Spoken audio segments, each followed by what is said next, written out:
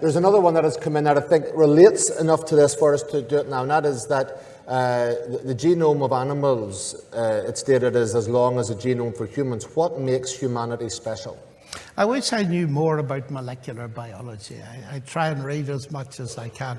But I remember when this was discovered, I was walking behind two fellows of the Royal Society in my college, and one of them turned to the other and said, "Well, I did tell you it's not all in the genes after all." And that was his answer to it. You know, complexity is a very difficult thing to define. And for a while, people looked at DNA and they thought there was a lot of junk in it, and now they've discarded that. And they realized that there are several levels of information, not only contained in the kind of coding of DNA, but in the folding of the proteins and so on and so forth. And I don't know a simple answer to this. I can see from one perspective that all creatures have certain things in common. They are alive. And it is quite clear that the properties of what it means to be alive for them have certain similarities. Every bit the same as if you look starting at a T Ford up to a contemporary Bentley. They all have certain things in common. But you'll notice in the case of the cars, of course, they didn't evolve one into the other. They are a result of design engineering and all sorts of things. And so I just don't know the answer to that, but I'm fascinated the way biology is moving on in the sense of whether junk DNA and it's meaningless, we can forget it, and then suddenly it becomes all important. So it seems to me the verdict is out. On the other hand, the last stuff I read on it, which was a month or two ago, was that actually there's a lot more difference than you would think. But I can't comment any further because I'm not actually a biologist. I was just wondering because one of the questions or statements in our debate in Cork, where William Lane Craig debated Michael Nugent of Atheism Ireland, was Nugent's phrase that animals are just as important as humans. Well, you see, it depends on what you assume, what you believe. This question of worldviews is very important. If you are an atheist materialist, you have to believe. You've no option in believing that everything worked its way up from the bottom in terms of the atoms and the void. There is no option. And this is why, you see, the trouble is you've got a mathematician here, and we've got a bad track record of having a certain degree of skepticism about various aspects of evolution, not the ones that Darwin observed. We can observe those today, minor variations and so on. But the capacity of this mechanism to actually generate information and so on. And I've tried to read the studies that seem to indicate that this is very problematic. There appears to be an edge to evolution. It can only go so far. But you see, step back from it.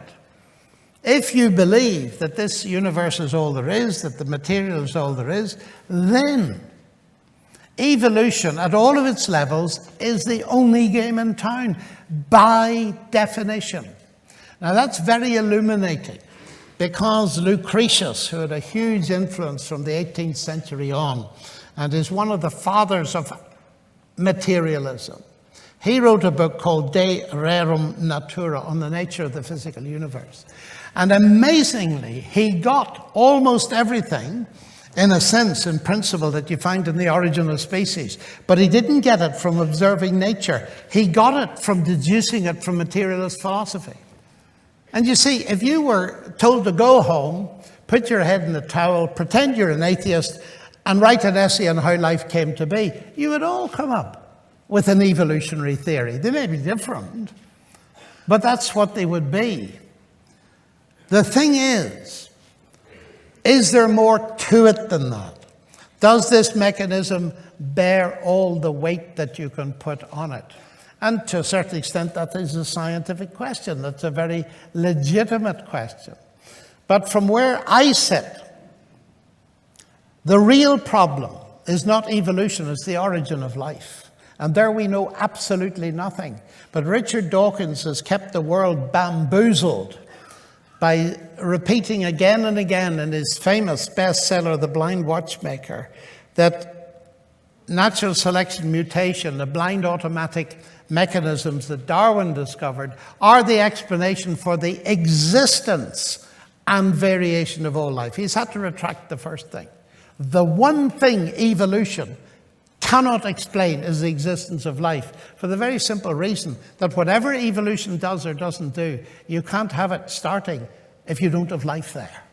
And that is where my interest as a mathematician focuses, and so on. But then I wasn't asked to talk about that, mercifully. So we better continue. Yeah, we started about 10 minutes late, so just to let you know where we're going, we're hoping to go through to for about another 12 minutes or so, if Professor Lennox is prepared to stay with us.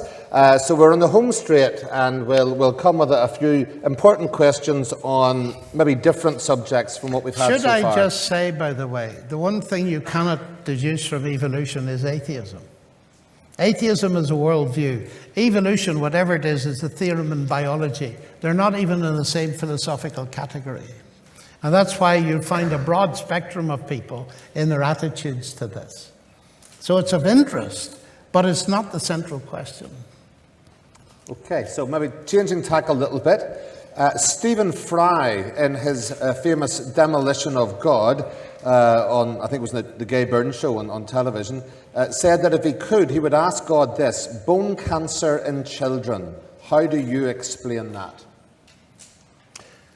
If you want to read the best analysis of Stephen Fry's interview, I advise you very strongly to read a book by David Robertson of Dundee. David Robertson is a historian. He wrote a book called The Dawkins Letters, which was a bestseller. But by far and away, the best analysis of that interview was written by him, and it's well worth looking at on YouTube, and it deals with that particular question. But coming back to my response, this is usually the question I get asked to either debate about or give a lecture on, a lengthy lecture, because it's the hardest question any of us face, whether we're believers, atheists, whatever. There is no question about it, and you'd be as hard as stone if you didn't have a sensitivity, as I do, for my many friends and acquaintances who can't believe in God. They say, well, yes, you're talking about all these marvelous evidences in science, and I can see that. But don't you tell me that God is a God of love. And then they tell you some horrific experience. I've been in Auschwitz many times, and I've wept every time. I arrived in New Zealand 2 days after the earthquake.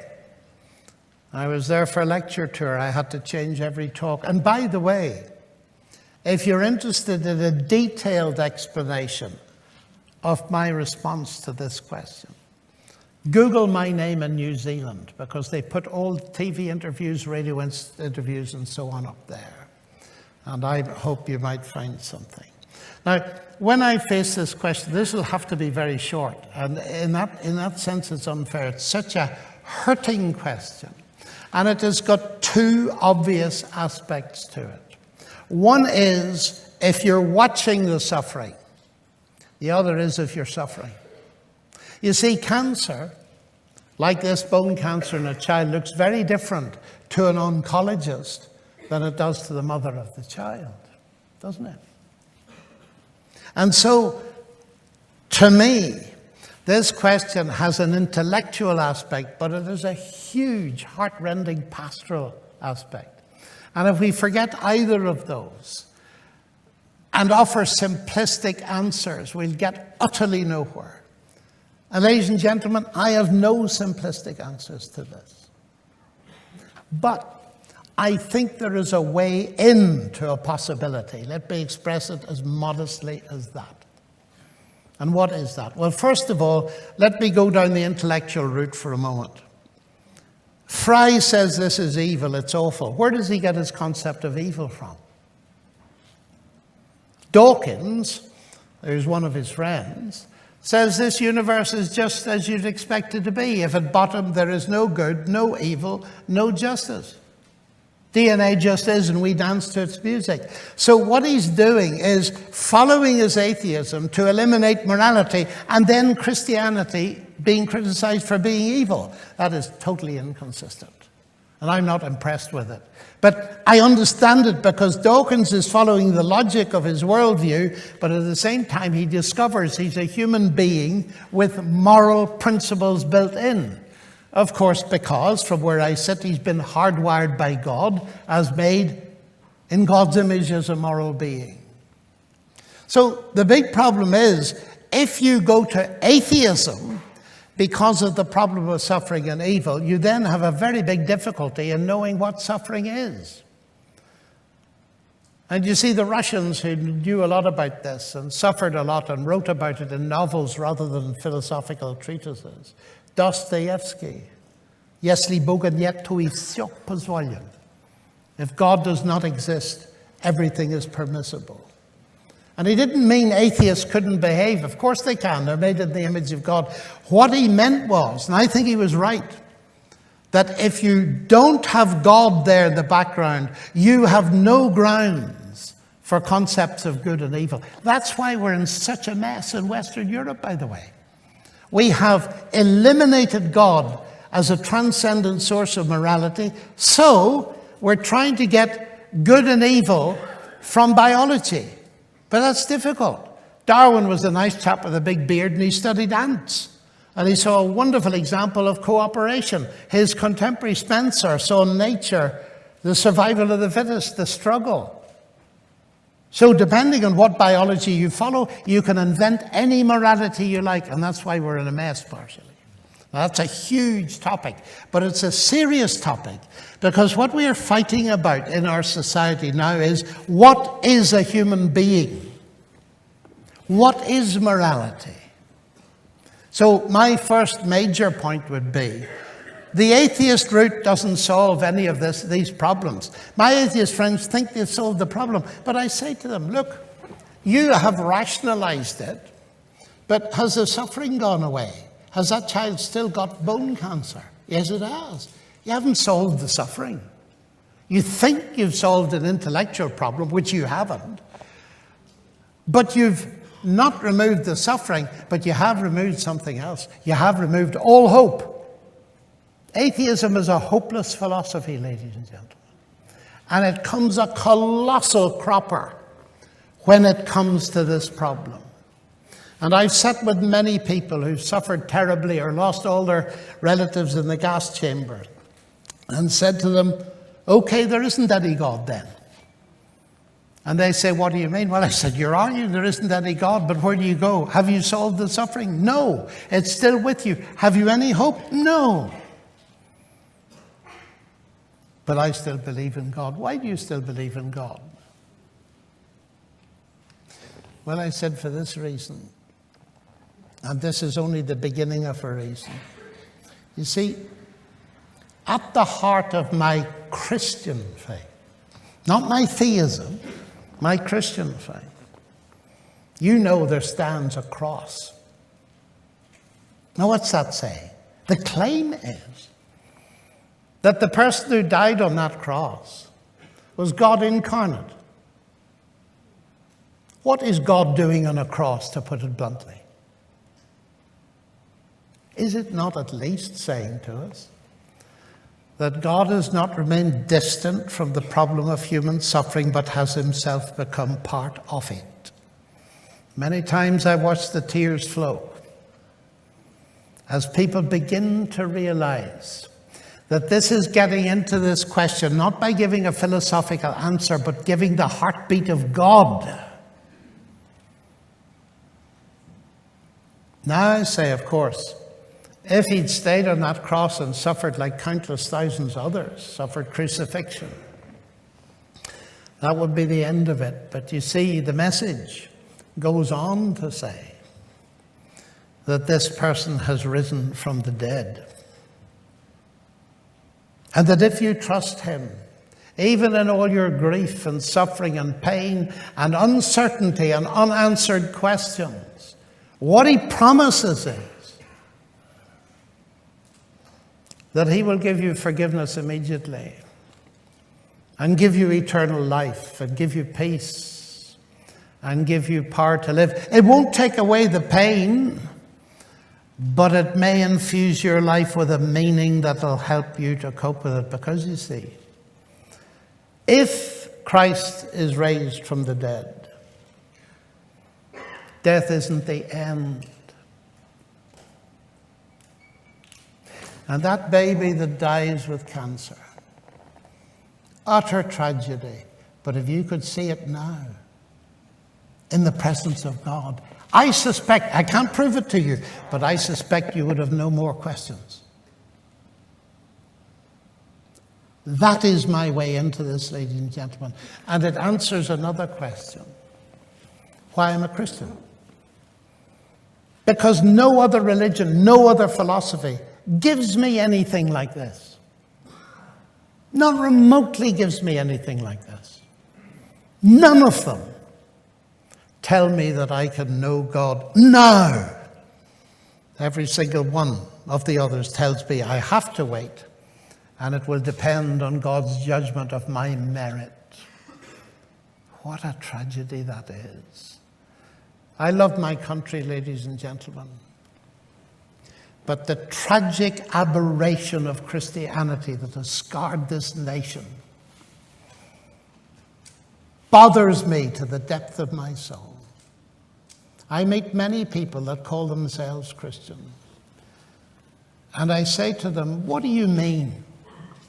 Oh, well, I've read the Ten Commandments and I go to church and I'm not perfect, but I try to be better than my neighbors, and I hope that one day God will be merciful to me and forgive me. It's heartbreaking that. That is not Christianity, ladies and gentlemen. And why do I say that so strongly? Because, and this will sound shocking to some of you, you would never insult anyone by making their relationship with you depend on merit. I have a wonderful mentor. Some of you know him. His name is David Gooding. He's very elderly now. Many years ago, he told some of us a little analogy.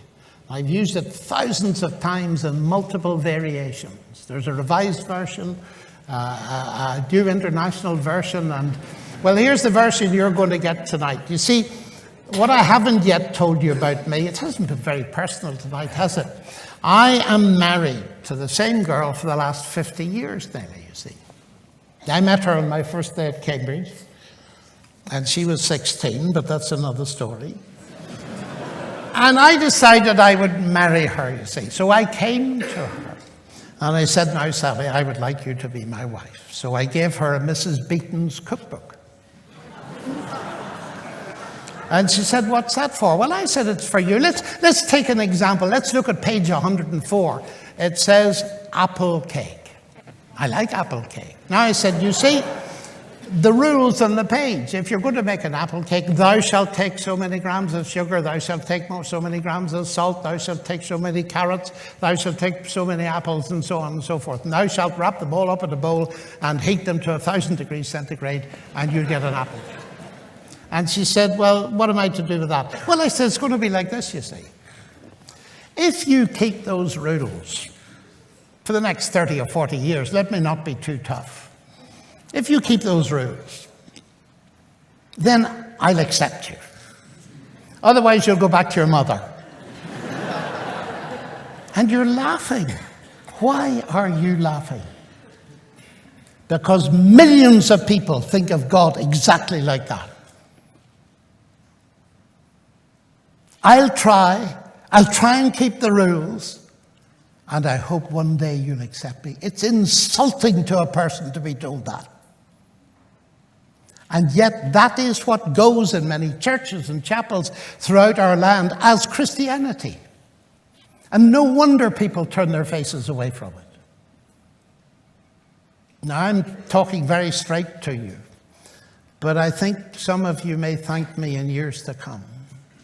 Christianity is the opposite of that, and its genius is that if I repent now, tonight, and trust Christ, He will accept me now. That's what happened, you see, with me and my wife. I accepted her at the beginning. And she accepted me for some reason, but that's another matter. And that is the secret of our marriage, that my acceptance of her and her acceptance of me doesn't depend on merit or performance. Can you understand that? Why on earth can we not understand it with God? God is a person, ladies and gentlemen. He's not a theory. And the magnificent thing, and I'm not ashamed to say it as a scientist, of course not, because this is far bigger than science. This is the God who loved me and gave Himself for me so that I could have a certain relationship. And I don't, be very clear about this, I don't go around giving talks like this in order to earn brownie points in heaven. What a good chap you've been, Lennox, going around talking about God. Well, thank you very much. Come in. No. I go around doing this, ladies and gentlemen, because I've got the acceptance. That's the difference. And we move from the God that created the universe, the Word, to the Word becoming human, to the Word who goes to the cross and dies and rises again and offers us something. I'm sure you've understood it by now. Do you know, Christ doesn't compete with any other religion. I think several of the questions in there were, why would you be a Christian and not something else? For a very simple reason. Christianity, Christ offers me something none of the others offer me. So there's no contest. Jesus competes with nobody. Quite obviously nobody. Do science and God mix? Brilliantly. But the much bigger question is, do you and God mix? Good night, ladies and gentlemen. Thank you very much.